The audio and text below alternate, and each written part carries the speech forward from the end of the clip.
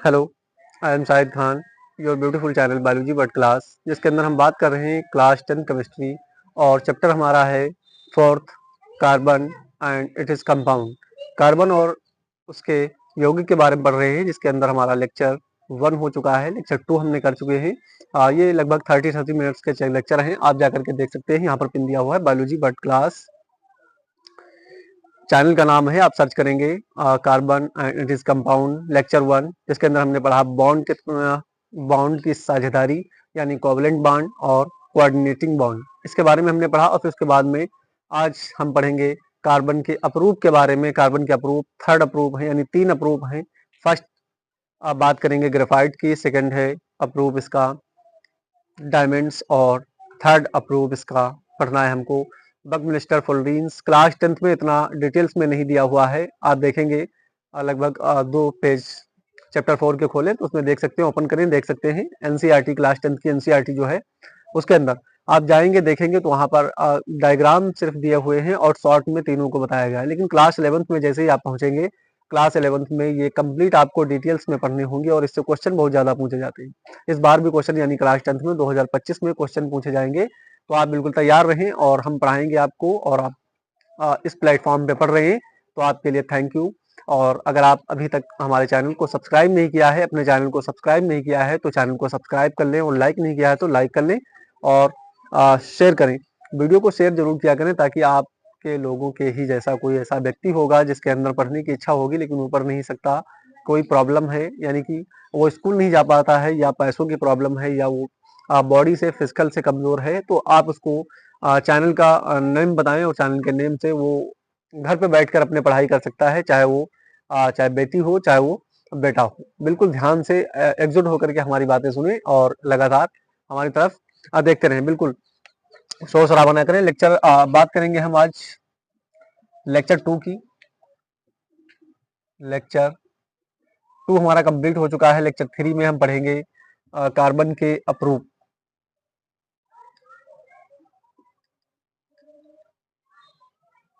Carbon के approve, जिसके अंदर कार्बन के अप्रूव कितने हैं, 3 अप्रूव के बारे में बात की है। सबसे पहले हम बात करेंगे डायमंड्स, डायमंड यानी हीरे के बारे में, हीरा जानना है। और सेकंड अप्रूव है ग्रेफाइट।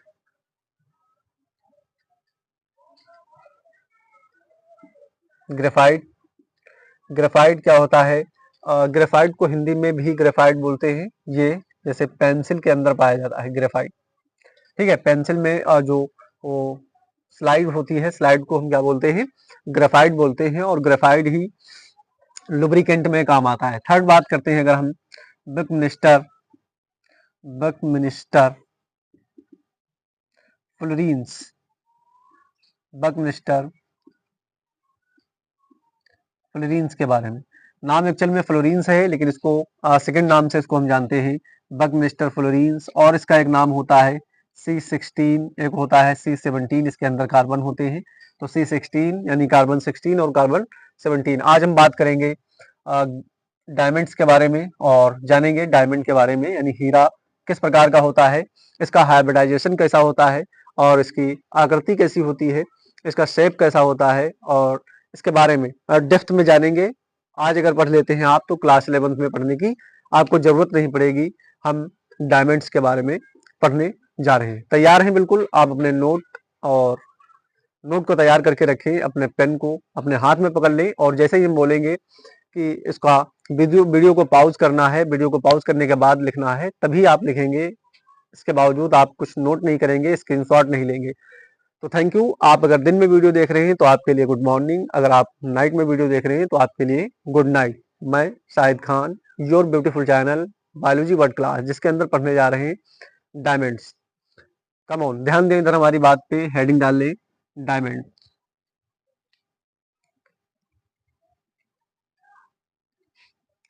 हीरे को जानेंगे, ये किसका अप्रूव है? ये कार्बन का अप्रूव है। और इसमें सबसे पहले हम पढ़ेंगे, इंट्रोडक्शन, इसका परिचय जानेंगे। हर व्यक्ति को या हर एलिमेंट को या हर वो चीज को जानने के लिए सबसे पहले उसके परिचय की जरूरत होती है कि पर्चे हमको पढ़ने की जरूरत इसलिए पड़ती है क्योंकि हम उसके बारे में जान सकें। कार्बन के क्रिस्टल व अक्रिस्टली दोनों के ही अप्रूव होते हैं। कार्बन के क्रिस्टल व अनक्रिस्टल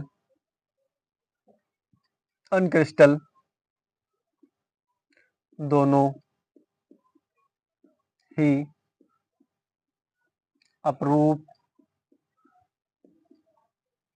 होते हैं। दोनों अप्रूव होते हैं। Diamond, graphite. दूसरे पॉइंट की बात करते हैं हम। Second point, diamond and graphite दोनों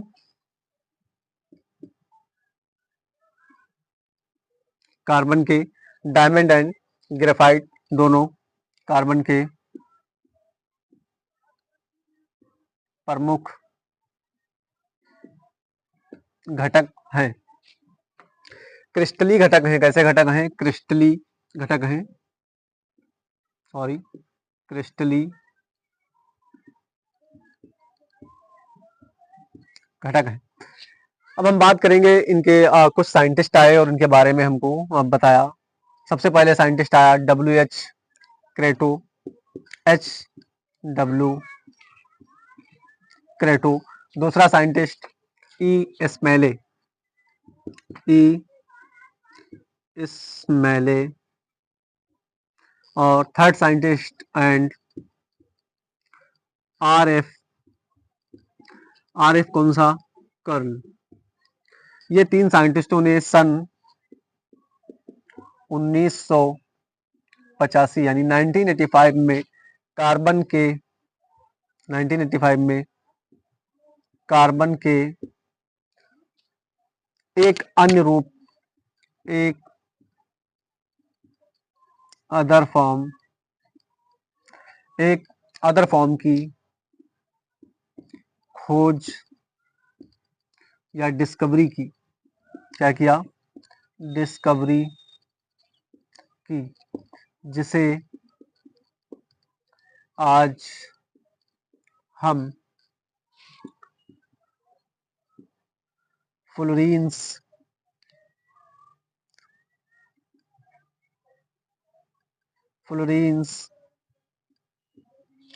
के नाम से जानते हैं। किसके नाम से जानते हैं? फ्लोरीन के नाम से जानते हैं। इस डिस्कवरी के कारण, इस डिस्कवरी के कारण इन्हें सन 1900 यानी 1996 में नोबेल प्राइज से सम्मानित किया गया था। अब हम बात करेंगे डायमंड्स की। हमने इसका जो है कंप्लीट इंट्रोडक्शन पढ़ लिया कि कार्बन के अप्रूव क्या होते हैं, इनके अंदर कौन कौन सी खूबियां होती हैं और इसके बारे में हमने जाना। अब हम एक एक करके डायमंड्स के बारे में पढ़ेंगे, ग्रेफाइट्स के बारे में और फ्लोरीन्स के बारे में। इस लेक्चर में हम सिर्फ डायमंड्स को जानेंगे, फिर नेक्स्ट लेक्चर में हम जानेंगे ग्रेफाइट को, ग्रेफाइट के बाद में थर्ड लेक्चर में हम जानेंगे फ्लोरीन्स को और कंप्लीट हम देखते हुए चलेंगे। तो आप इसका वीडियो को पॉज करें और ये इंट्रोडक्शन की हेडिंग्स जो हैं इनको नोट कर लें। फिर उसके बाद में हम डायमंड्स का स्ट्रक्चर बनाने का प्रयास करते हैं, किस प्रकार से डायमंड्स का स्ट्रक्चर बना होता है। आपने वीडियो को पॉज किया होगा, इसको नोट किया होगा। मैं मिटाने जा रहा हूँ 1 2 3। हमने बताया कि डायमंड्स 3 कार्बन यानी कि एक कार्बन जो होता है 3 कार्बनों से जुड़ा होता है मिलकर के। आप स्ट्रक्चर देखने जा रहे हैं डायमंड का स्ट्रक्चर। सबसे पहले हम यहीं पे पॉइंट से लेके चलते हैं, इस प्रकार से बनाते हैं।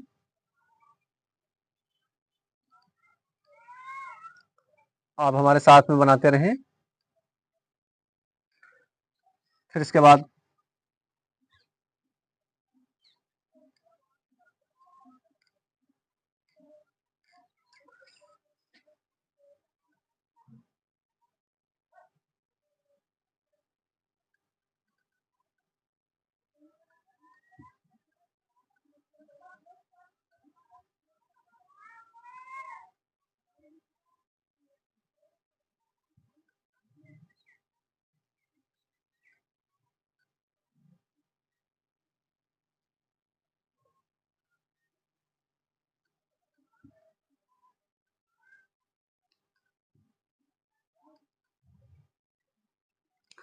ये कार्बन 3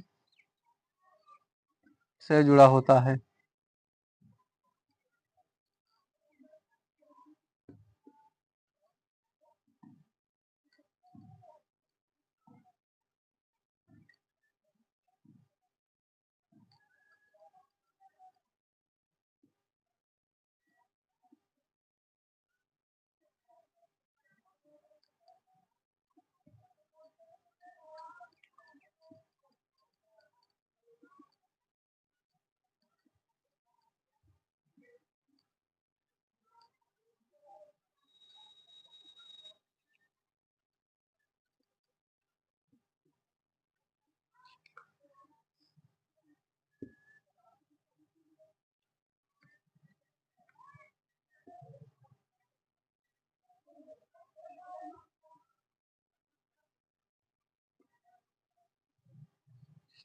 कार्बन का स्ट्रक्चर।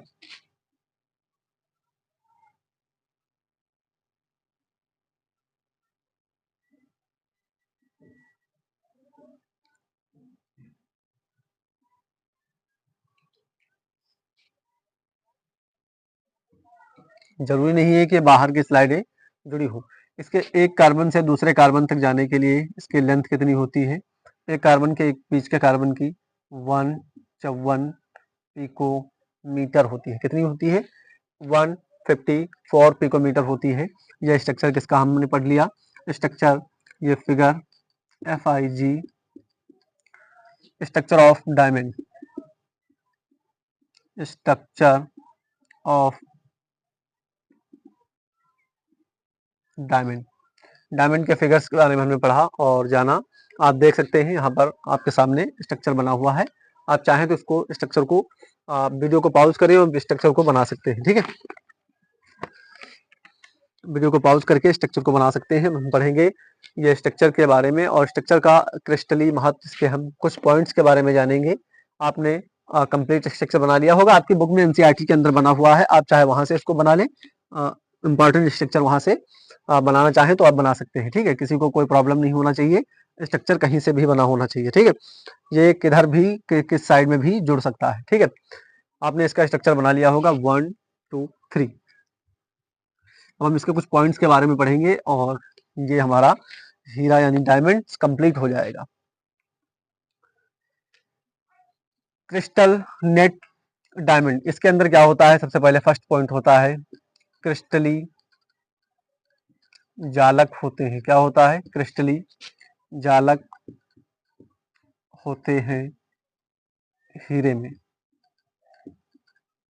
क्रिस्टली जालक होते हैं हीरे में। इसमें प्रत्येक परमाणु sp3 हाइब्रिडाइजेशन होता है। इसमें प्रत्येक परमाणु sp3 हाइब्रिडाइजेशन